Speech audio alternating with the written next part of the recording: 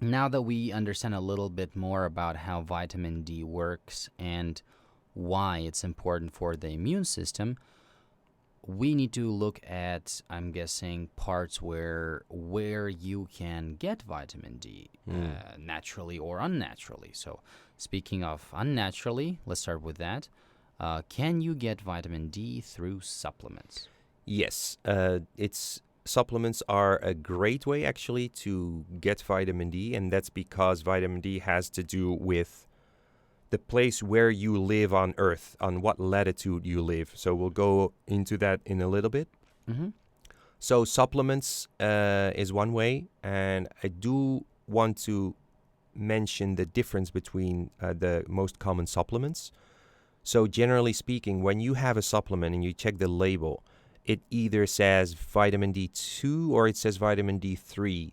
Sometimes it doesn't say that. Then it would say ergocalciferol, Which is. this vitamin D2, or Mhm. it would say cholecalciferol, which is vitamin D3. And sometimes it would say neither, and it would say lichen.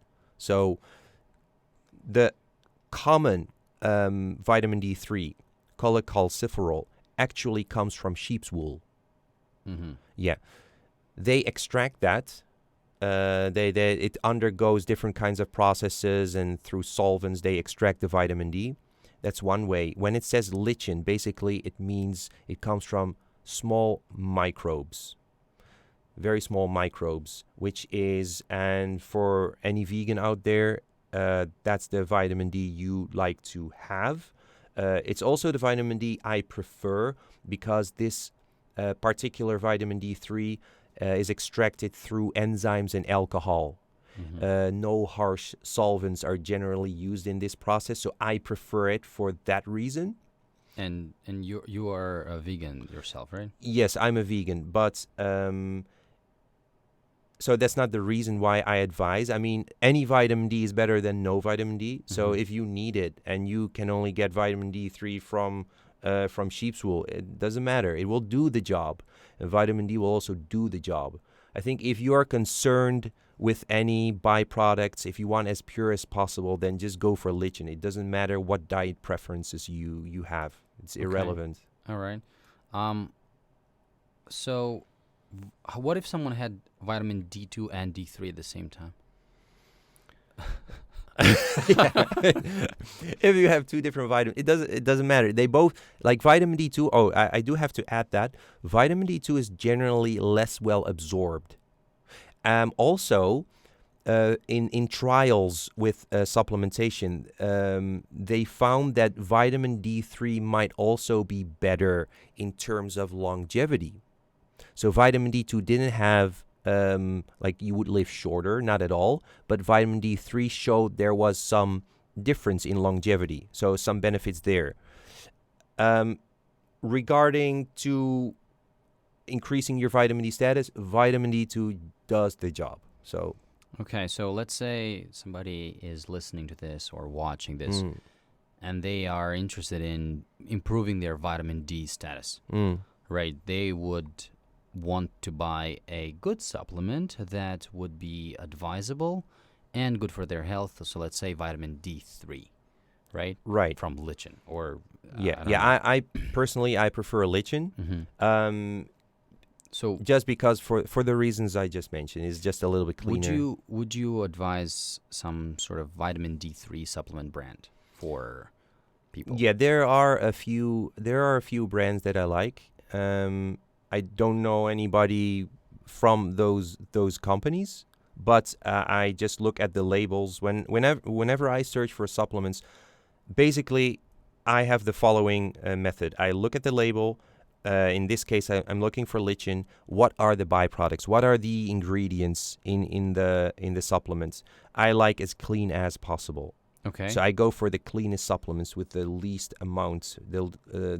amount of other ingredients and fillers, etc. So let's say, I normally get all my supplements and all my different food supplements from iHerb. Mm. And let's say I'm gonna hop on iHerb right now and I'm gonna search Yeah. and give me a vitamin D supplement I should look up, or give me a name that I can follow and buy for good of my health? Yeah, so the supplements I advise are based off lichen, like I said. Vitamins are extracted from lichen, but the quantity also matters, and I would like to go over that in a minute, why I recommend this particular quantity. So natural factors has one. Those come in capsules. Then there is also a supplement I like. It's a liquid. I mean, some people prefer a liquid.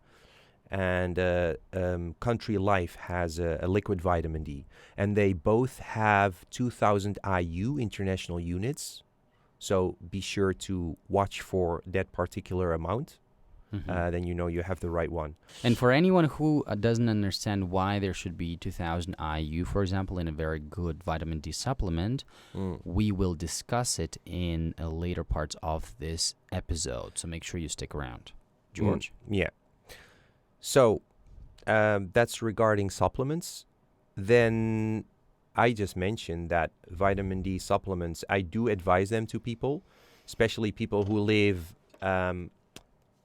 on a higher latitude, and I will go over that as well, but also people who are not getting a lot of sun exposure. I see. Yeah.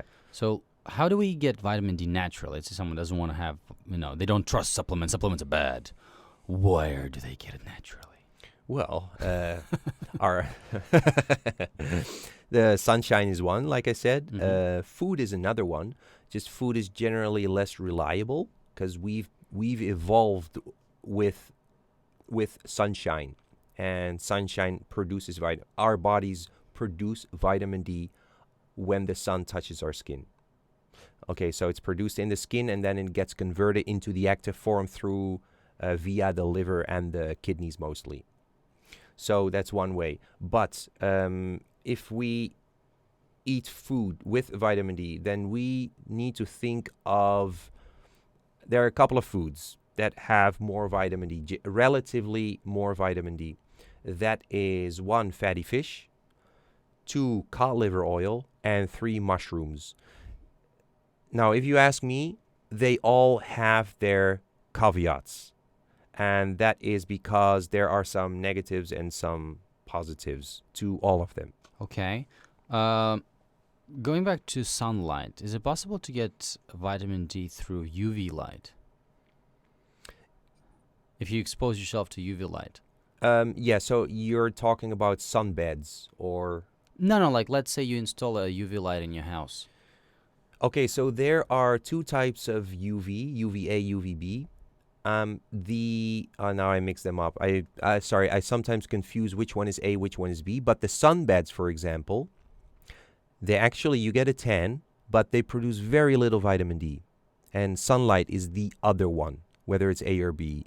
Doesn't matter. Yeah. So that's one. I still want to talk about the foods, because now you mentioned UV. One caveat of the mushrooms, for example, is that when they are exposed to UV light, they actually produce vitamin D. The thing is, most mushrooms in the supermarkets, they're not exposed to UV light. So you need to specifically look for them. So that's like a downside, I think. The downside of fatty fish is contamination, pollutants, because fatty fish is generally very polluted. So I won't advise to eat fish on a daily basis. I would limit it to like 2 or 3 times a week maximum, and limit yourself to, I generally prefer wild caught if you go for fish, and wild caught salmon, for example, is one of the richer sources of vitamin D. Fatty fish generally has more vitamin D, but salmon is sort of an outlier. That's one. And cod liver oil. Cod liver oil used to be very rich in vitamin D. The problem with that was that it was also very rich in vitamin A, and it was easy to get too much vitamin A. So I don't prefer that at all. And even more modern sources of cod liver oil are even there are lower in vitamin D actually now. So I don't see the benefits of consuming this kind of oil nowadays. Listen to the entire episode of the Immunity Podcast. Link in the description below.